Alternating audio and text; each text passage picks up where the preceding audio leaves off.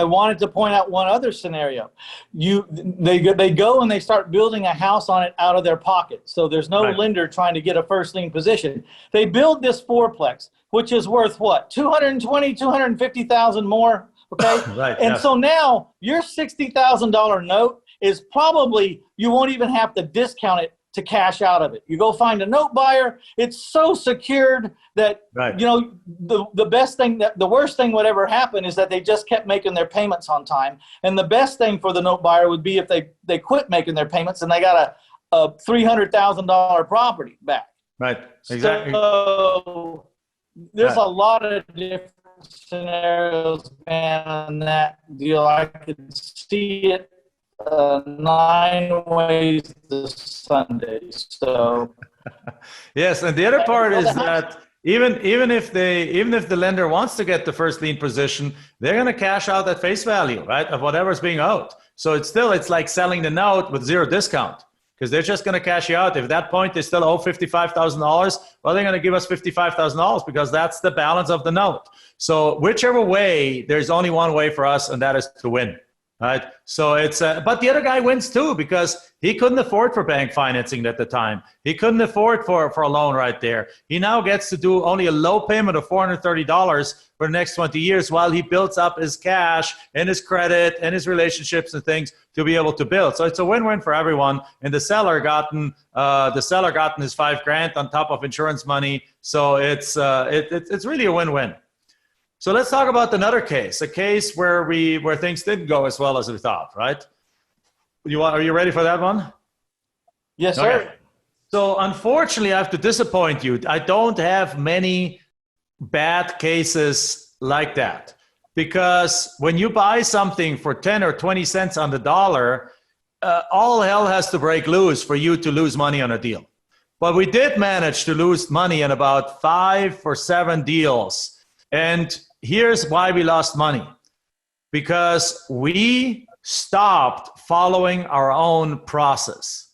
We started believing our own press releases, and we started thinking that we're better than we actually were.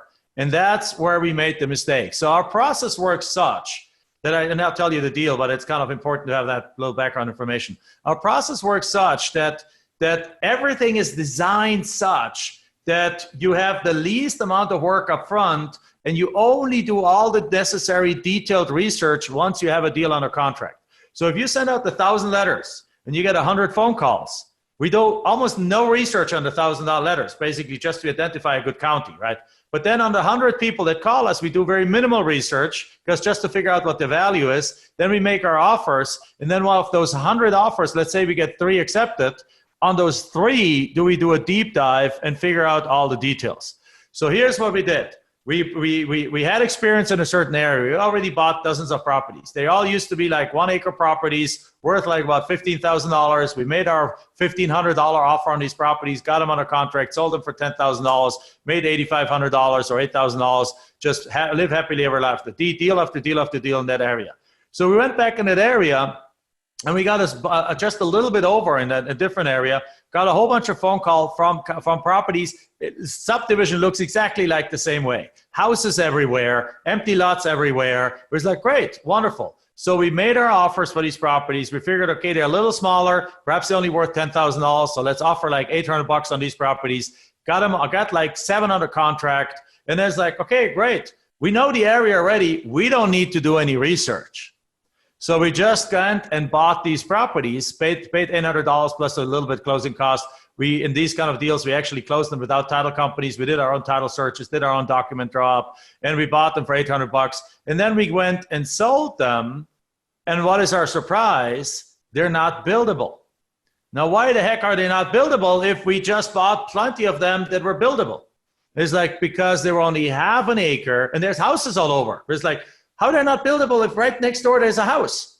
It's like, well, what we skipped the research, and one of the steps that we do every single time, at the moment we get a property under contract before we buy it, because our contract, always a very simple contract, it always gives you the right, it literally has written in there, the buyer, meaning us, has the right to back out of the contract, cancel the contract anytime for any reason. So we can always get out of our contracts. And so, plus we have no escrow deposit at stake. Our contracts have no, we don't put any escrow deposit down. So now we're in these deals for $800, and we thought we know the area so well that we skipped the research, because one of the steps that we always do is ask, call the county planning and zoning and ask them, is this property buildable? If we had done that step, we would have figured out that the county 25 years ago changed the rules, and now you have to have a minimum of an acre to build. So all those houses in the area were 25 years older. They were grandfathered in the old rules. Then they changed the rules, and that's why no more new houses were built, because all these lots were only half acre. So we were able to take 2 of these lots, combine them, sell them as 1 acre, and that flew off the shelf right away because people still wanted to build there. And on 5 of them, they were basically almost worthless. And well, we could sell them to the neighbor to expand their backyard and so on, but we ended up selling those basically at like for $500 each, and lost like, with closing costs, everything involved, lost like $500 to $1,000 per lot. So we lost $5,000. Out of 4,000 deals, that's pretty much the only five lots that we lost money on, and it wasn't a big deal. But the lesson learned was, don't ever think you're better than you are. Follow the freaking process step, and it'll be protecting you from losing money. Yep, same thing. Every time I break, can you hear me? Yes. Every time I break my own rules, it always comes back to bite me. I know the rule. I know what happens if you don't do it. I think I'm going to get away with it that time, or mostly you're in a hurry. You have too much to do, so you try to shortcut something, and inevitably those are the ones that come back and bite you. So I think that's pretty impressive. So, I want everyone to go to 1000houses.com/land money. And I want you to check out, Jack's going to be giving away his kind of autobiographical account of how he came to this country, hardly even not speaking the language, and then became very successful in the steps that it took him to go through mentally, and the time that it took him to get to where he is today. Jack is very successful. He and his wife have built a tremendous business. He's been doing this strategy, I know, ever since I've known him. So he's not a shiny object guy. He may have tried other things. I'm sure he buys apartment complexes, and I know, because you have to do something. When you make money, you have to find a way to preserve it, or to get to that forever cash position to where that will end when you say it ends. That cash flow will end when you say it ends. Other things like owner financing or fix and flip, they can end at any time, Right. And that's why I love what you do, and that's why I look at you also as a mentor, because you take what you do in the seller financing and flips and so on, and you roll that over into your asset class of self-storage and things like that. We do that in apartment complexes. So we have a portfolio. Initially, we did nothing but land. Like when we figured out this land business, we put our blinders on, and for 6 years, all we did was build up cash flow and cash in our life. One-time cash, temporary cash, as we call it. Like one-time cash is the cash sales, the flip. You get paid once. Temporary cash is the seller financing deals. We built it up to $70,000 a month in cash flow in our life. Then we had that plus cash sitting in the bank. And then the opportunity came in 2008-9 to buy houses at America's largest discount, right? So we ended up buying $200,000 houses for 40 grand, held on to them, rehabbed them a little bit, rented them out. We still own them, every single one of them. And they're now back worth $250,000. And then we also took cash from that and got our feet wet in improved real estate as landlords, right? And then right now we're selling 18 of these houses, rolling that money over into a 100-unit apartment complex, and taking some of the other cash from land flips and so on, and moving that into more apartment complexes, so that and those just bring in cash with a holding horizon of like, hold on to those things for like decades is our goal on those. So because that is then the true forever cash wealth generation. So we use our land flipping as our cash machine. I believe everyone, unless you're like a super high earning professional, then you should keep doing what you're doing, because if that thing, what you do, brings in $500,000, $1 million a year, keep doing that. But everyone else really needs to build a second leg to stand on as a cash machine that produces the cash, but then use that cash to roll it over into forever cash, wealth building, cash flow assets that give you depreciation, give you cash flow, give you tax benefits, give you true wealth. Appreciation. So, man, go over there and check out the digital book, Forever Cash. It's a really interesting read, especially if this is a newer concept to you. Definitely go check it out. Go to 1000houses.com/land money. And, you know, Jack is the go-to guy for how to buy land and lots virtually. I mean, there's not a whole lot of people that specialize. It's pretty nichey.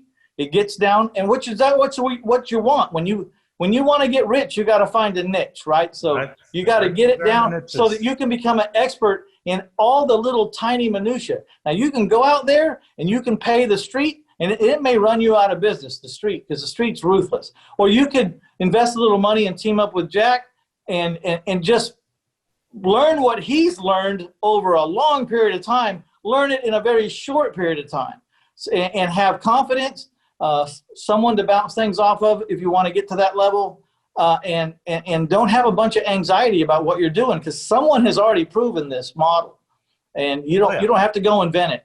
And with the software and the contracts and the verbiage and the ads, and you just save yourself a lot of time. So get over there to 1000houses.com. There's all kinds of information over there. We like to give mostly content on these, you know, on the FaceTime here. But for people that are interested in getting involved and want to know more, just go to the show notes, 1000houses.com/land money. Hey, Jack, anything you want to say to people out there before maybe we wrap it up? No, I mean, I can just second what you say. Go check it out. We have a Facebook group also, which is all under 1000houses.com under /land money. Well, Mitch said he's going to put all the resources there. We have a Facebook group where our students are literally helping each other succeed, where there's an average of 18 to 20 success stories, brand new success stories from our students being posted every single week. And it's not me posting them for them. It's them being so excited about their first deal that they're posting it right in the group. $10,000, $40,000, $137,000, $2,000 deals. Right? It's all over the place. But the point is, the first deal is always the critical deal because it builds that confidence in your life. And so yeah, go check that out. We'll put a bunch of resources in there, and yes, we'll even put an electronic copy of the book there because Forever Cash book, because it's officially out of print. I only own about 50 copies still at home, and other than that, it's only available on the secondary market at crazy prices. So you just want to get the free electronic copy, PDF copy on 1000houses.com/land money. Yeah, so I really like that. And check out that Facebook page, because, you know, it's one thing for Mitch and Jack to tout it, but go listen to the people that are actually doing it. You have a really good community there. You know, people are talking back and forth. It's a great place to form some camaraderie with some like-minded people that are in the trenches fighting the same battle, you know? And so you can, you know, if you decide to get involved in this, you can also have that community to help you through too. So it's all about getting help and resources. Everything that seems impossible, if you have the right help and the right resources, it's not impossible anymore. And you too can maybe quit your job or find your own financial independence.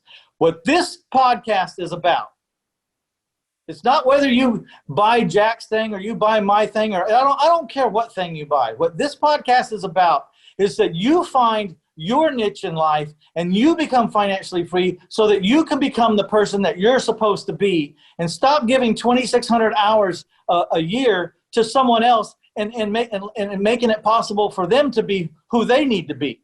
That's what the goal of this is. Dave Ramsey does the primal scream when people get debt free. Around this podcast, we ring the bell when people send in emails and say, because of what I learned on this podcast, I was able to quit my job and fire my boss And now I can go to a soccer game anytime I want with my children. I can vacation as long as I want. No one's telling me what to wear. They don't tell me what time to get up. They don't tell me what time to go to bed. They don't tell me how long I can have for lunch. They don't tell me if I can be sick and how many days I can be sick. You know, the best advocates, or the best, I want to say, students that we have, whether they're my students or Jack's students or anybody else's student, the best ones have that I've had enough of this crap meter pegged way over in the red. I mean, pegged so hard it's not even moving. It's just pegged over there in the red. I've had enough of this crap.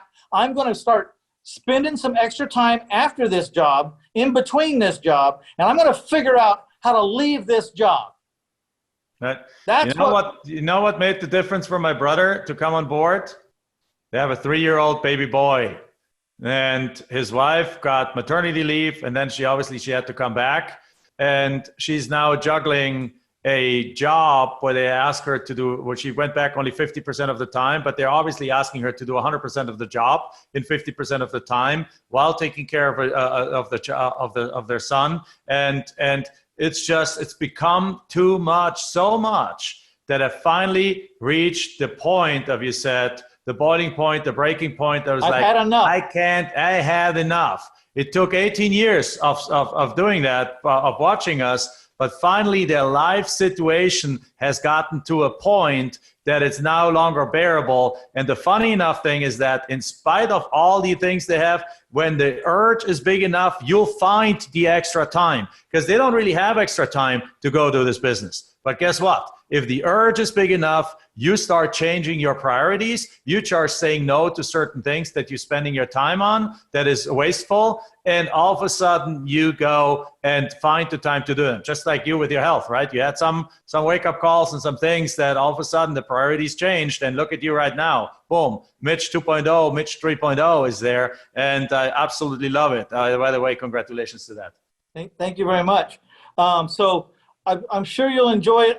I have a list of things that if I had to start over again, I keep a list in the background. This is one of the strategies on my list. You know, if I ever had to start over again, it's on my list. I usually, what happened is, you know, I'm so far advanced and pretty well insulated. So I usually take young entrepreneurs that come to me and go, what should I do? I'll look at the list of that list, and I go, well, these are the things I would do if I had to start over again, or if I was 24 years old again, or 20 years old again. This is what I would do, and I give it to them, and wholeheartedly believe it's up to them to find out if it's a match or a fit. It works. You just have to work it. Nothing works if you don't work it. Nothing works if you don't work it. And there's no risk-free anything. There's always a little risk. You know, you always have to put up a little bit, but go with a pro and eliminate as much of that risk as you can by getting educated. All right, brother. I'd like to thank my sponsor, taxfreefuture.com.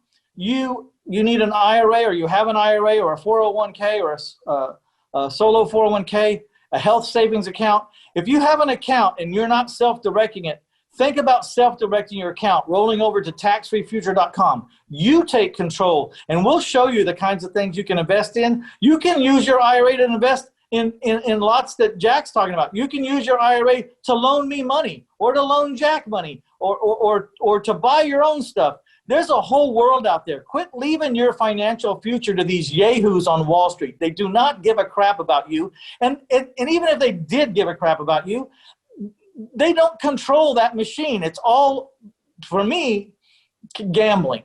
So you want to get out of that where you feel like you're gambling, check it out, taxfreefuture.com. There's 37 little video vignettes there, and you won't believe what your financial advisors are not telling you. We're going to tell you why they're not telling you, and we're going to tell you what to do about it. And then you can take it from there if you want to. No pressures, nothing. I'm just going to show you some things that a lot of people don't know.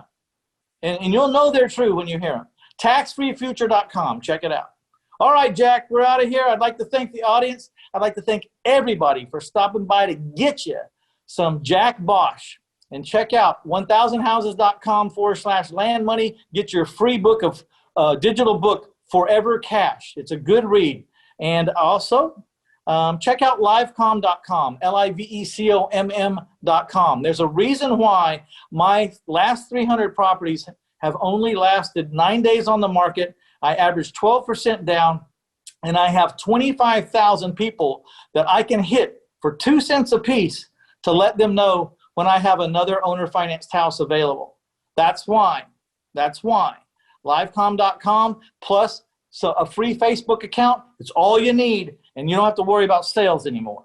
All right, we're out of here, guys. Bye, Jack. Thanks so much for being on. Thank you for having me, Mitch.